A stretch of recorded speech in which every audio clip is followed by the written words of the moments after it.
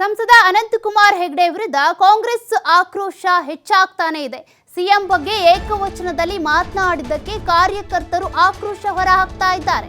ಬೆಂಬಲಿಗರು, ಅಭಿಮಾನಿಗಳು, ಕಾರ್ಯಕರ್ತರು, ನಾಯಕರು ಎಲ್ಲರೂ ಕೂಡ ಆಕ್ರೋಶ ಹೊರಹಾಕ್ತಿದ್ದಾರೆ. ಸಿಎಂ ಬಗ್ಗೆ ಏಕವಚನದಲ್ಲಿ ಯಾಕೆ ಮಾತನಾಡಿದ್ರಿ ಅಂತ ಪ್ರಶ್ನೆ ಮಾಡ್ತಿದ್ದಾರೆ. ಅನಂತಕುಮಾರ್ ಹೆಗಡೆ ಪ್ರತಿಕೃತಿಯನ್ನ ದಹಿಸಿ ಕೈ ಕಾರ್ಯಕರ್ತರು ಕಿಡಿಕಾರ್ತಾ ಇದ್ದಾರೆ. ಮೈಸೂರಿನಲ್ಲಿ ಸಿದ್ದರಾಮಯ್ಯ ಅಭಿಮಾನಿಗಳಿಂದ ಪ್ರತಿಭಟನೆ ಕೂಡ ನಡೆಯಿತು. ಅದು ವಿಭಿನ್ನ ಪ್ರತಿಭಟನೆ. ಬೆಂಗಳೂರಿನ ಕಾಂಗ್ರೆಸ್ ಕಚೇರಿ ಎದುರು ಕಾರ್ಯಕರ್ತರು ಆಕ್ರೋಶ ಹೊರಹಾಕಿದ್ರು. ಸಂಸದ ಅನಂತಕುಮಾರ್ ಹೆಗಡೆ ವಿರುದ್ಧ ಕಾಂಗ್ರೆಸ್ಸಿಗರ ಆಕ್ರೋಶ ಹೆಚ್ಚಾಗ್ತಾನೆ ಇದೆ. ಅನಂತಕುಮಾರ್ ಹೆಗಡೆ ಅವರ ಪ್ರತಿಕೃತಿಯನ್ನ ದಹಿಸಿದ್ರು, ಚಪ್ಪಲಿ ಸೇವೆ ಮಾಡಿದ್ರು.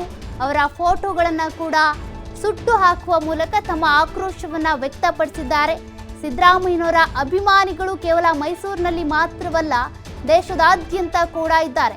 ಹಾಗಾಗಿನೇ ಅವರನ್ನ ಈ ಪಂಚರಾಜ್ಯಗಳ ವಿಧಾನಸಭಾ ಎಲೆಕ್ಷನ್ ಸಂದರ್ಭದಲ್ಲಿ ಬೇರೆ ಬೇರೆ ರಾಜ್ಯಗಳಿಗೆ ಚುನಾವಣಾ ಪ್ರಚಾರಕ್ಕೆ ಅಂತ ಹೈಕಮಾಂಡ್ ಕಳಿಸ್ಕೊಟ್ಟಿದ್ದು. ಅವರಿಗೆ ಬರೀ ರಾಜ್ಯದಲ್ಲಿ ಮಾತ್ರ ಅಲ್ಲ, ಬೇರೆ ಬೇರೆ ರಾಜ್ಯದಲ್ಲೂ ಕೂಡ ಅಭಿಮಾನಿಗಳಿದ್ದಾರೆ.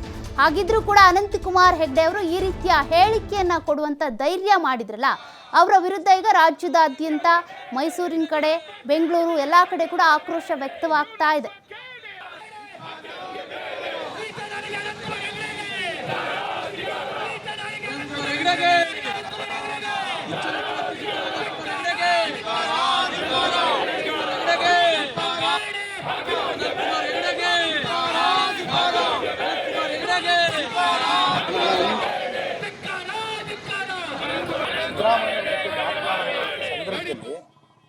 ಏನು ಮಾತನಾಡಬೇಕು ಅಂತಕ್ಕಂಥ ಅರಿವಿಲ್ಲ. ಮೊದಲನೇದು, ಅಂಥ ಸಂವಿಧಾನವನ್ನೇ ಬದಲಾಯಿಸಿ ಮತ್ತೆ ನಾನು ಮನುಧರ್ಮವನ್ನೇ ಸೃಷ್ಟಿ ಮಾಡ್ತೀನಿ ಅಂತಕ್ಕಂಥ ಕಲ್ಪನೆಯಲ್ಲಿ ಅವನು ಮಾತನಾಡ್ದ. ಆಗಲೇ ಅದು ಯಾವುದೇ ಅವರ ನಾಯಕರೇ ಆಗಲಿ, ಕಾನೂನೇ ಆಗಲಿ ಅವನಿಗೆ ಕ್ರಮ ವಹಿಸ್ತಿರ್ತಕ್ಕಂಥದ್ದು. ಇವತ್ತು ಕೂಡ ಸಿದ್ದರಾಮಯ್ಯನವರ ಮಗನೇ ಅಂತ ಮಾತನಾಡ್ತಕ್ಕಂಥ ಒಂದು ಶಕ್ತಿಯನ್ನು BJP ಅವರು ಕೊಟ್ಟಿದ್ದಾರೆ ಅವನಿಗೆ.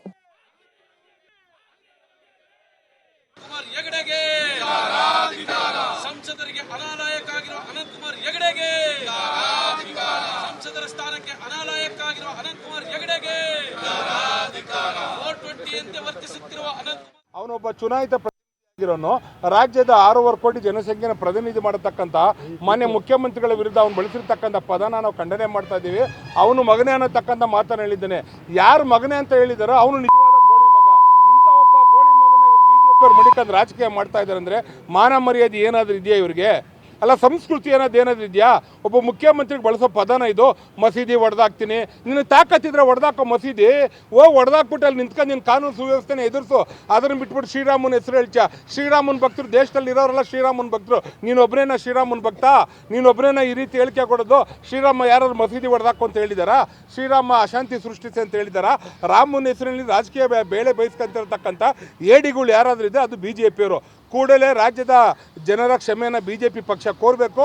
ಮಾನ್ಯ ಮುಖ್ಯಮಂತ್ರಿಗಳ ಬಳಿ ಬಂದು ಇವತ್ತು ಅನಂತಕುಮಾರ್ ಹೆಗಡೆ ಏನಾದ್ರು ಕ್ಷಮೆ ಕೋರಲಿಲ್ಲ ಅಂದರೆ BJP ಅವರು ನಿಜವಾಗ್ಲೂ ಅನಂತಕುಮಾರ್ ಹೆಗಡೆ ಬೆಂಬಲಕ್ಕೆ ನಿಂತು ಈ ರೀತಿಯಾದಂಥ ಈ ಕೆಟ್ಟ ಪದಗಳನ್ನು ಇವತ್ತು ಅವನ ಬಾಯಿಂದ ಹೇಳಿಸ್ತಾ ಇದ್ದಾರೆ ಅಂತಕ್ಕಂಥ ಒಪ್ಕೊಬೇಕಾಗುತ್ತೆ. ಆದ್ದರಿಂದ ಕೂಡಲೇ ಅವನ್ನ ಗಡೀಪಾರು ಮಾಡಬೇಕು. 4 ವರ್ಷದ ಜನರ ಸೇವೆ ಮಾಡದೇ ಇರತಕ್ಕಂಥ ಒಬ್ಬ ಏಡಿ ಇವತ್ತು ಏಕಾಏಕಿ ಇವತ್ತು ಮಾಧ್ಯಮಗಳ ಮುಂದೆ ಪ್ರತ್ಯೇಕವಾಗಿ ಕಾಂಗ್ರೆಸ್ ಪಕ್ಷದ ವಿರುದ್ಧ ಹೇಳಿಕೆ ಕೊಡ್ತಾ ಇದ್ದೇನೆ. ಅವನ್ನ ಗಡೀಪಾರು ಮಾಡಬೇಕಂತ ಹೇಳ್ತಾ ಇದ್ದೀವಿ. ಇವತ್ತು ನಮ್ಮ ಪೊಲೀಸ್ ಇಲಾಖೆ ನಿಜವಾಗ್ಲೂ ಜೀವಂತವಾಗಿದೆಯೋ ನನಗೆ ಗೊತ್ತಿಲ್ಲ. ನಮ್ಮದೇ ಸರ್ಕಾರ ಇದೆ.